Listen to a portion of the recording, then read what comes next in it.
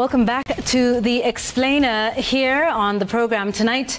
The hashtag we're using is The Explainer at Citizen TV Kenya, at Yvonne Okwara. Our conversation tonight with Jimi Wanjigi, who's a Safina Party leader and presidential aspirant, a former presidential aspirant 2022, on the events that have taken place both in the country and at his home in recent days. So, Jimi, when we were speaking earlier, you talked about the events that took place in your home. I want us to get into that a little bit. For people who studied history and know your work in the country, you've been an insider. At least you were during the Kibaki administration. To the best of our knowledge, you were doing business with them, making proposals. What did you get wrong after that to then have two successive administrations seemingly coming after you? That's a wonderful question. I'm glad you started there. In 2009, William Ruto and Uhuru Muigai Kenyatta approached me. And they said they have a big problem called ICC. That ICC problem is going to jail them. It is going to destroy their past and their future. It is going to take away everything that they have if they are convicted. It will brand their names synonymous to Hitler. They approached me. And they approached me with the view that somehow or another I was going to be able to chart a path for them that would get them to power to get rid of ICC. That is what happened. And what were you to get in return? I was to get this in return, and this is what I keep trying to say we had a covenant about. That covenant said this, that if the country saves you, you must save the country.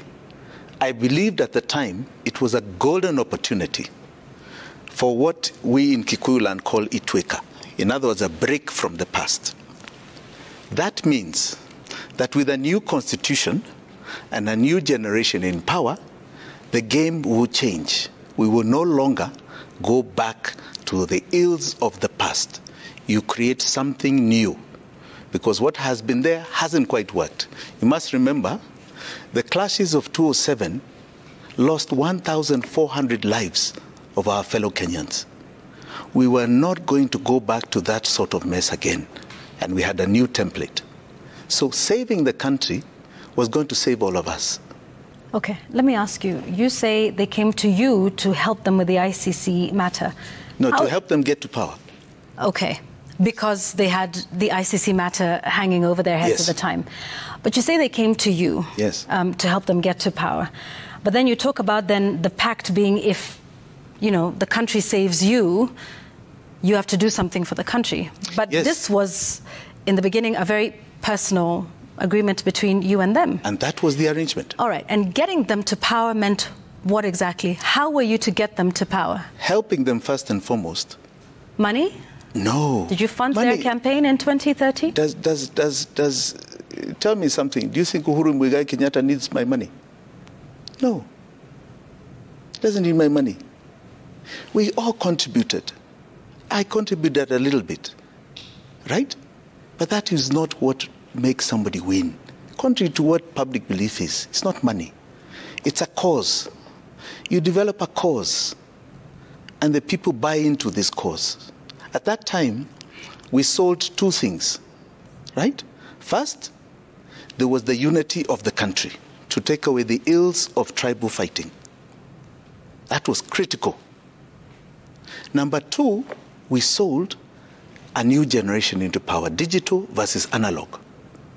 And we sold a cause for that growth. Now, that is what gets you to power. So my role in that, maybe they will define it better, but they felt I had the energy, I had the zeal, I had the capacity to be able to help them from 2009 go right up to an election in 2013 and win. In fact, at the time it was 2012. It was then extended. Now, they believed that I had that capacity. I know I had the capacity. And we did it. We succeeded. Then what happened? They broke the pact. It was no longer about saving Kenya. It was about themselves. It continued being about themselves. And very early in the administration of the Ruto regime, by 2014, we were fighting. Principally because they broke that pact. We were 3 of us in the room. I even still have today the MOU of that government, the original. I have it. And the essence of it, they broke very early. You've never made that public. No, it was a promise I made to them. I'd never make it public, unless need be. They didn't even trust themselves with the original. And I'll never break that promise. So why talk about it now if you're not going to talk about it? I've been talking about it for the longest time. Yeah, but why speak up about it? Why speak up about it? Because you've asked me a question. Mm-hmm. You've asked me what is the genesis of this. So the genesis is they know me, both of them know me very well. They know me extremely well. What do they know about you that we don't? I saw your caption there. You call me Jimi Wanjigi Bond. Maybe they believe I'm James Bond. Do you believe you're James Bond? No, I don't. I believe in many ways more than others that everyone has certain talents and certain gifts. Everybody has got that. And I may have a gift or a talent or a calling of a particular nature in this country. So because of the falling apart of this pact, they've now been coming after you? You know, I wish they would answer it. I wish one day you can ask them. I want to tell you... Have you never spoken to them since 2014, let me say when things started to come a cropper? Let me tell you, in Uhuru's government, we never talked. We never talked after he came for me. All right? You must remember, I was even put in an obituary. I'm alive, but I was in an obituary in the Daily Nation. Right? So you tell me what that is. You know, you saw the Israelis, the issue of Hamas the other day, the Hamas leader. When you are put in an obituary in Palestine, that is what is called a death promise. And it's normally done by Mossad. And it happens. So we said at the time, it seems they want to kill us. Why? Because I was supporting Raila Odinga in the last election. Because of the Supreme Court order. What was it? Now, I want to tell you that they have an essence of my capacity. They have an essence of who I am. And there's one thing you need to understand in politics and in leadership. You know who your competition is. You know it in your gut, especially when you're up there. You know it in your gut where your competition is, where your problem is, who can remove you. You know it in your gut. There's one thing I do understand, this country. I understand it, I feel it, I live it, I know it, and they know I know it. You asked me an earlier question. Why would they kill you? In this incident of William Ruto, because I'd like to come here, I want you to understand there are 2 pillars of any government. There's the pillar of guns, and even the MOU I did with them was based on that.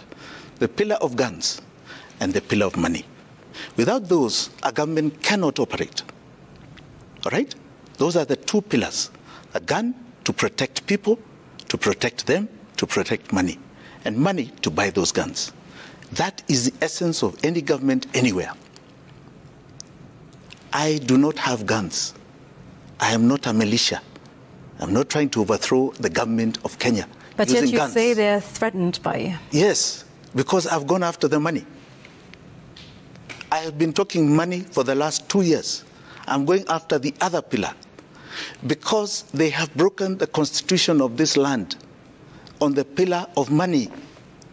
And it is amazing what has happened the last 12 or so years. And especially now being perpetuated by this regime. The illegalities to this sacred book called the Constitution are phenomenal. Phenomenal. So gone after the money. And all we've done by going after the money is first and foremost educating the people. Telling them what their real problem is. Their problem is not the small numbers, and I call them small numbers in relation to the grand theft. of the little corruption things we are seeing in governance. Okay. We will come to that. I want us to now bring it to present day and talk about Thursday, the Nane Nane protests. So tell us what that was about, because you drove to the streets, you were part of the protests, you supplied water and perhaps other supplies to the protesters, and then somehow this all ends up at your home. So I'd like to get an understanding of where you stand with the protests. Do you support the Gen Z-led? 101%. 101%. I support them. I support what they are doing. I think along the way, if you go through some of my clips from September, October last year, I've been saying it's going to happen. It was bound to happen because Kenyans are in pain. I support them 100%. It's in the Constitution. It's their democratic right. And yes, I have supported them financially. I gave them money when they were in bond. I have supported the supply of flags and water and all those things. Why not? I'm sure I'm not the only Kenyan who did it, right? Because it's not against the law, right? I don't think they asked for any other support. I think people are looking for ghosts here. And yes, I appeared on Thursday. We got there about 3:30. We found the streets very empty. We found a small crowd on Kimathi Street that were being tear gassed, that had been held by police. And they embraced us. We went into the crowd. But it was no longer than 5-10 minutes and we were being tear gassed out of town. In fact, it's the same group that ushered me into my cars and said, please, please go. These guys are going to be wild here. And then a car chase ensues after that? And a car chase, a vicious car chase, all the way to Muthaiga. We locked the gate, and that's when the siege began. And that siege, you know, the last time when we had such an incident in 2017, it was civil. The police came in, they asked for me. We said, what for? They couldn't say. They said something about some investigation of some guns found in Malindi in my residence. And they want to see me. And we said, summons. They said, no. They surrounded the place a whole Monday. Tuesday, they broke in with a court order. This time, they surrounded the home by 5 o'clock, 5:30. And by 7, without a court order, they broke into the home and terrorized my family. What happened that night until 4 a.m. was pure thuggery, it was theft, it was assault on my family. They beat up my children. That is what happened. Now, you tell me how that is not personal. You know, in life, we like to say, men fight out there, even in war. We fight out there. And we do not cross the line of personal. You don't come to somebody's family. And the yardage of thumb is this, that if you come to somebody's family, you are inviting a war on your own family. William Ruto came to assault my family. He can pretend all he wants in church, as my wife says, that he's a Christian. But what his policemen did, because he cannot feign ignorance of the fact that they were in my home, I know he knows. I knew he was even being informed. They came to wreak havoc and assault my family. It was armed robbery. It was assault. They have broken nearly everything you can think of in that home. We have no lights. We're struggling to put them back. They destroyed, they stole money, they stole jewelry. They even stole from my staff, from their wallets. This was an assault. It had nothing to do with the law, looking for Jimmy. It was to do the maximum damage they could to my home and to my family. All right. And a day or so later, then we saw the acting Inspector General of Police, Masengeli, asking you to present yourself to the nearest police station. And they were talking about the reason they wanted to speak with you and have a discussion with you, which was regarding, the protests and your role in those on Nane Nane. Why did you not present yourself at this point? I think I saw the clip. And I remember him saying that he wants us to answer to some tear gas canisters that have been found in a car outside my home. Those tear gas canisters have suddenly now become grenades in court, right? So we have been very clear. If he wants us, we are prepared to accept a summons. Which police station? Who do we report to? He has not told us. So we went to court so that they do not arrest me, so that they do not come to my home anymore. Because even from that day, they had not quite stopped. They are hovering around outside. So we went to court to stop that. Now, I'm here. If they want me, come and give me a summons right here. They know my lawyers. They've been appearing in court. Tell us which police station we are to attend and who we are to see. We will go.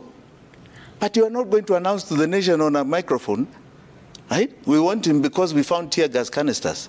And then by Monday, you're saying they're grenades. I mean, this is a big joke. They didn't come there for any law. He was not talking any law.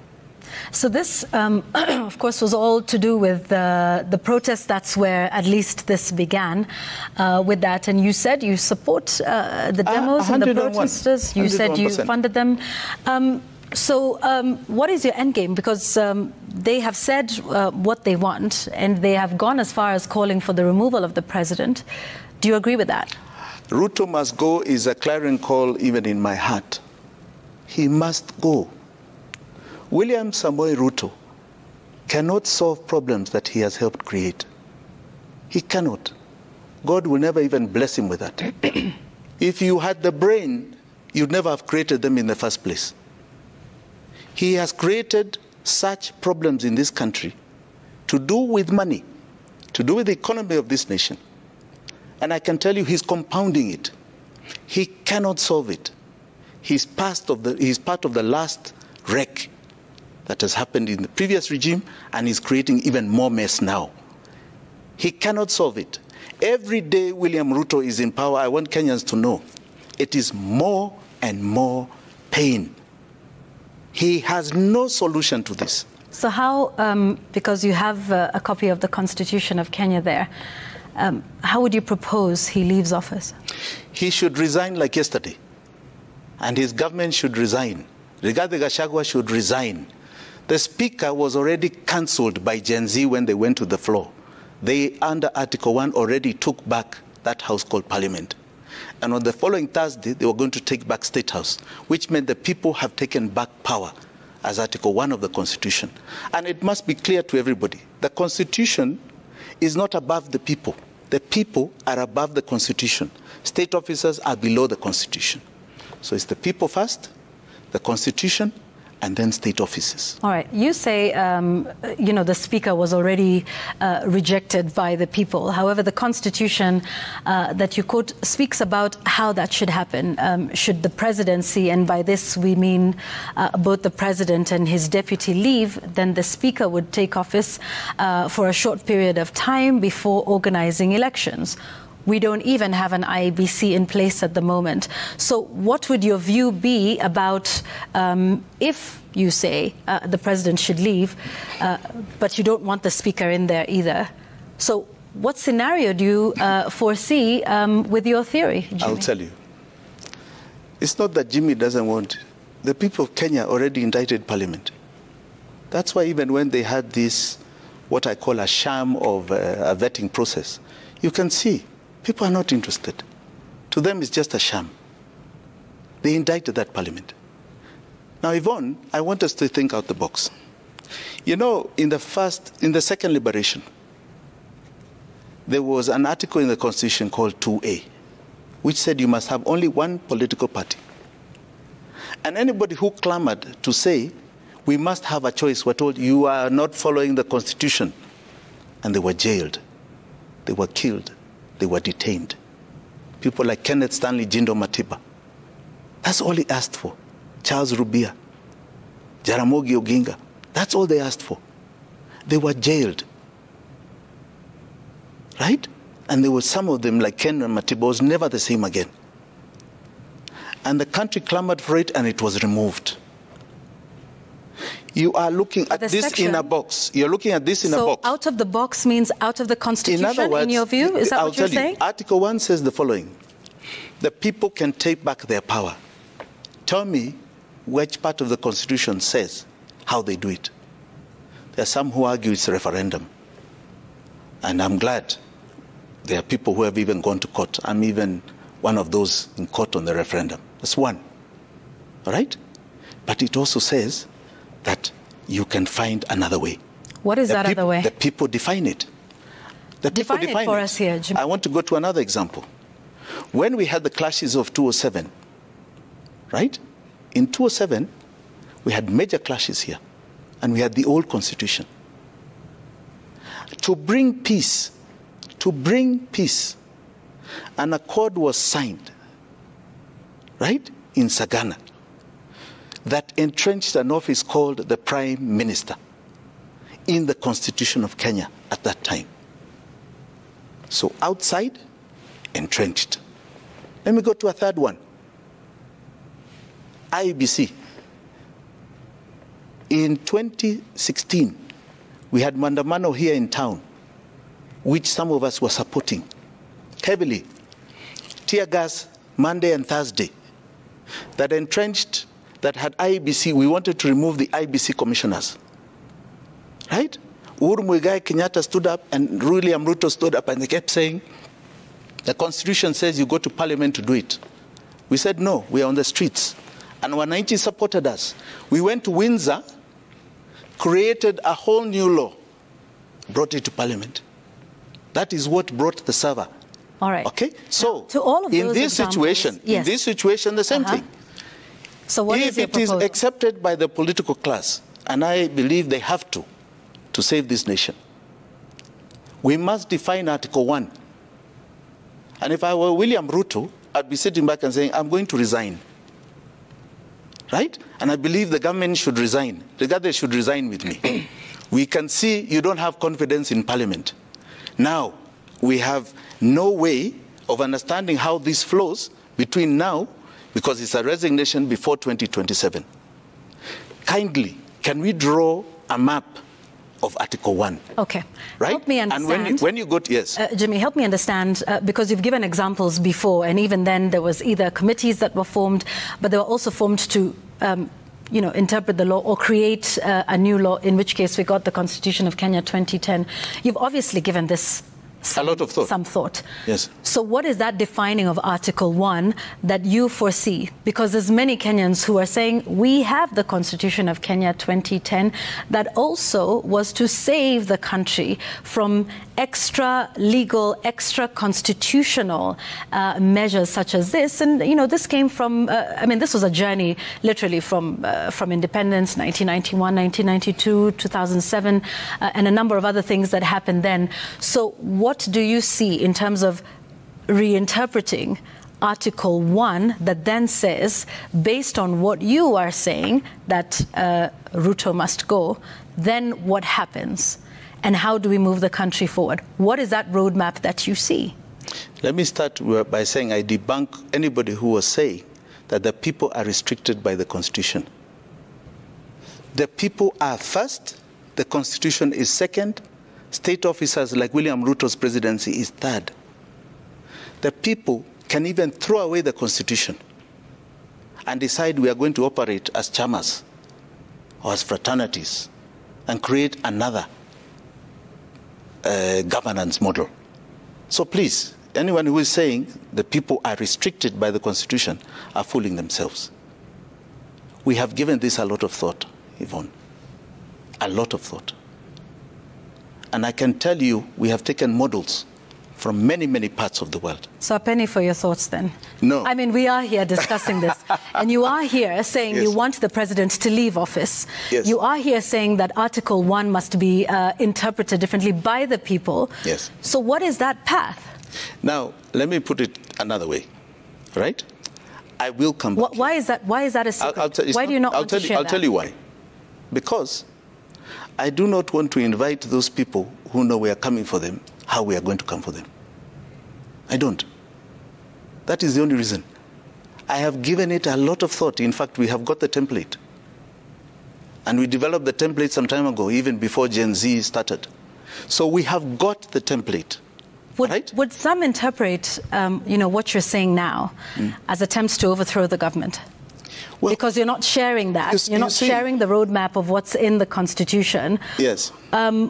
Would you understand the people who might interpret your plans and your thoughts as extra legal, as not guided by the Constitution of Kenya, which is the supreme law of the land? Would it be interpreted as Jimi Wanjigi plotting to overthrow the government? Let me put it this way. That is the same thing people used to say when there was a clamor to remove 2A. Okay, so Jimmy, are you trying to overthrow the government? I want William Ruto gone like yesterday. And we have got to find a path under which if a regime fails, what do we do? And Yvonne, I want you to understand that this regime has failed, will fail, and is going to hurt more and more Kenyans as we go on every single day. It is a reality. It is a reality. William Ruto knows he cannot solve our problems. In fact, I was hoping that he would do the honorable thing. It's not a shame to say nimeshindwa na kazi and exit. He needs to exit. And we need to find a path for that peaceful transition as Kenyans. That overthrow terminology is the same one that was used in relation to IEBC. They are on the streets to try and overthrow the government. What do you mean? We had clashes here in 2007. William Ruto was in the front of it. Okay? It is unfortunate, but it's because there's something seething underneath that needed to be solved in this country. At that time, it was tribalism. Needed to be solved. So here we have an economic situation, right, where we are facing economic collapse. And you're telling us that we just sit there and watch this fellow collapse this nation, and we can do nothing. And if we say we need to find a path, we are being told we are overthrowing. This is ludicrous. Article 2 of the Constitution says that it is us to protect the same Constitution. He is breaking law, economic law, in the Constitution every day. The other day, the Court of Appeal did an amazing thing. It said the Finance Bill of 2023 is unconstitutional because it does not have the revenue estimates as envisaged in Article 220 of the Constitution. Article 220 is very clear. It says the appropriation bill, which is the budget, has got revenue estimates and expenditure estimates. Okay. All right. We want to take a look at, when we come back, we'll talk about the broad-based government, your thoughts on it, and, of course, new sheriff in town, in Treasury, which, of course, economics is a topic that you have spoken very much about. We'll come back and talk about that here on The Explainer tonight.